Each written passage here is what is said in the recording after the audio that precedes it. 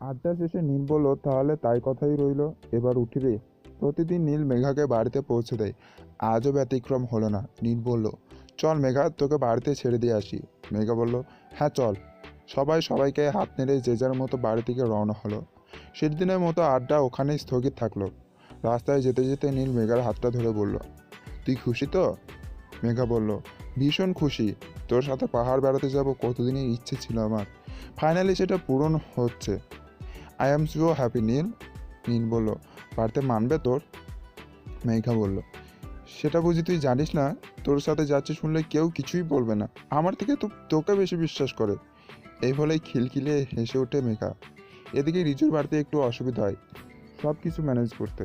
রিজু বাবা মায়ের আদরের দুলাল, কিছুতেই রিজুকে ছাড়তে রাজি হয় না তারা। রিজু সবাইকে ফোন করে কনফারেন্সে নেয়, তারপর বলে, আমাকে মা বাবা ছাড়ছে না রে, আমি জানতাম এমনি হবে। ওপার থেকে হো হো করে হেসে ওঠে মেঘা। নন্দিতা আর শ্রেয়া ওরা বলে উঠলো, জানতাম তোর দ্বারা কিচ্ছুটা হবে না, তুই একটা ভ্যালভা একান্ত। আমরা মেয়ে হয়ে ম্যানেজ করে নিলাম আর তুই পারলি না। যাই হোক, আমাদেরই ম্যানেজ করতে হবে দেখছি। রিচার্ড বলল, সত্যি বাইরে ঘুরতে যাওয়াটা ম্যানেজ করতে পারলি না? নীল বলল, চুপ একদম। তোরা রিজুকে নিয়ে কোনো হাসাহাসি করবি না। রিজু শোন, আমরা সবাই কাল সন্ধ্যে থেকে বাড়ি যাবো, আপনার থেকে আমাদের কথা শুনবে। এখন রাখছি, হ্যাঁ? প্রতিদিনের মতো সবাই যে যার বাড়িতে বেরিয়ে পড়ল। হাজারো ব্যস্ততায় একবারও কেউ কারোর সাথে ফোন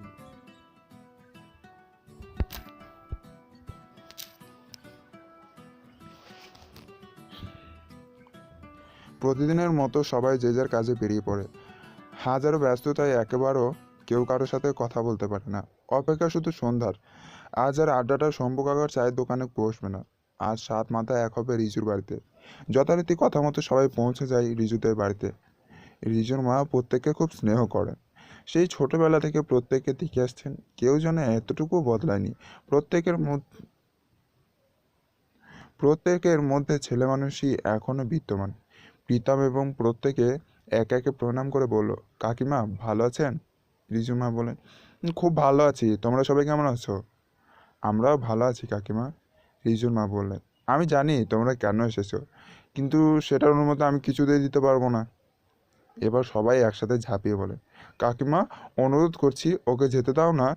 তুমি তো জানো আমরা কেউ কাউকে ছাড়া কোথাও যাই না। আর রিজু না গেলে আমাদের একদম ভালো লাগবে না কাকিমা। তোমার ছেলেকে আমরা সবাই চোখে চোখে রাখবো, তুমি নিশ্চিত হয়ে ছাড়তে পারো। আমাদের লক্ষ্মী কাকিমা, যেতে দাও রিজুকে প্লিজ কাকিমা। রিজুর মা এবার হেসে বলেন, হয়েছে হয়েছে, তোরা কেমন নাছোড়বান্দা তা আমার আর জানতে বাকি নেই। সেই ছোট্টটি থেকে দেখে আসছি তোদের। আচ্ছা বাবা, রিজুকে যেতে দেবে। আচ্ছা বাবা, রিজুকে যেতে দেবো।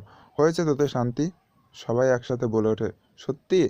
চিৎকার করে বলে ওঠে, হুররে, আমরা সবাই যাচ্ছি। রিজুর মা বলে, যা তোরা ঘরে গিয়ে বস, আমি চা আর গরম গরম সিঙ্গাড়া পাঠাচ্ছি। শ্রেয়া বলে, বাহ, তাহলে তো আর কথাই নেই, আজকের আসলে একদম জমে ক্ষীর। বলেই সবাই হো হো করে হেসে উঠলো। সবাই মিলে রিজুর ঘরে বসে গিয়ে বসলো। নীল বলল, এই রিচার্ড, যাবার ডেট তো ফাইনাল হয়ে গেল, কালকে সকালে কে টিকিটগুলো কেটে নিয়ে আসবে বলতো? নন্দিতা বলল, আমার সেরকম কোনো কাজ নেই বুঝলি, তোরা তো অফিসে ব্যাংকে স্কুলে চলে যাবি, আমি না হয় গিয়ে সময় করে একবার টিকিটটা কেটে নিয়ে আসবো। নীল বলল, তাহলে তো ভালোই হয়। নন্দিতা বলল, আমরা কবে ফিরবো ঠিক করেছিস? মানে কতদিনকার ট্যুর? মেঘা বলল, তাই তো, সেটাও তো ঠিক করা হয়নি।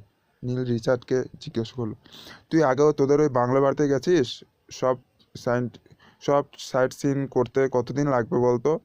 রিটার্ন টিকিট কবে করব? রিচার্ড বলল, বাবা, একসাথে এত প্রশ্ন! না রে, আমি কখনো যাইনি বাড়িতে, ওটা আমার ঠাকুরদার, তার ঠাকুরদার আমলের পুরনো, বহু পুরনো বাড়ি, প্রায় 200 বছর পুরনো। রিজু বুঝলো। স- রিজু বলল, সে কি রে, এত বছরের পুরনো বাড়িতে তো শুনেছি তেনারা থাকেন, বাড়িটা সেফ তো? মেঘলা বলল, তোর সবটাতেই ভয়। ভাব, শুধু আমাদের 200 বছরের পুরনো বাড়িতে যাবার সৌভাগ্য হচ্ছে, এমন সুযোগ কজনের বা হয় বল? আমার তো ভাবলেই বেশ, আহ, কি মজা লাগছে। রিচার্ড বলল, আমি বাড়িটা সম্পর্কে কিছুই জানি না রে, শুধু একবার বাবার মুখে শুনেছিলাম যে আমাদের পূর্বপুরুষদের একটা বাড়ি আছে উত্তর সিমলায়, কিন্তু কত বায়না করেছি যাবার জন্য, বাবা বলতো ওখানে যাবার কোনো দরকার নেই। আর তুমি একদম জেদ করবে না ওখানে যাবার জন্য। রিচার্ড বলল, সেই কারণেই আমি আরও বেশি জানার ইচ্ছা করছি যে কেন বাবা যেতে দিতে চাইতো না। আমি শুনেছি ওখানে কতজন বাড়ি পাহারা দেয়। আমি শুনেছি ওখানে একজন শুধু বাড়ি পাহারা দেওয়া লোক থাকে। আমি ওনাকে ফোন করে বলে দিয়েছি আমরা যাচ্ছি 15 তারিখ। উনি ঘরগুলো পরিষ্কার করে রাখবেন, ওটা দিয়ে কোনো অসুবিধা নেই। আর আমি বলে দিয়েছি বাবাকে যাতে না জানাই। রিচার্ড বলল, ভাইটার ফটো দেখবি? সবাই একসাথে কৌতূহল হয়ে বলল, আছে নাকি তোর কাছে? রিচার্ড বলল, হ্যাঁ, একবার দেখেছিলাম, বাবার ডায়েরির ভিতরে ছিল। কাল গিয়ে চুপি চুপি খুঁজে পেয়ে গেছি। সবাই কৌতূহল দৃষ্টিতে রিচার্ডের পকেটের দিকে তাকিয়ে থাকলো। রিচার্ড পকেট থেকে ফটোটা বের করে সবার সামনে রাখলো। সবাই দেখলো এক বিশাল মস্ত দোতলা বাড়ি। বাড়ির আদল পুরো ইংরেজদের আমলে। পুরো বাড়িটাই ঘোরানো, অনেক ঘর, অনেক দরজা জানলা। বাড়িতে রঙের চিহ্ন বিন্দু মাত্র নেই।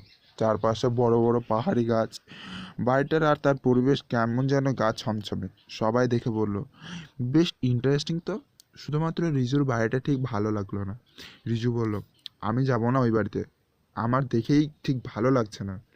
নীল বলল, আর বাচ্চাদের মতো বকিস না তো রিজু, কত বড় একটা অ্যাডভেঞ্চার সুযোগ বলতো।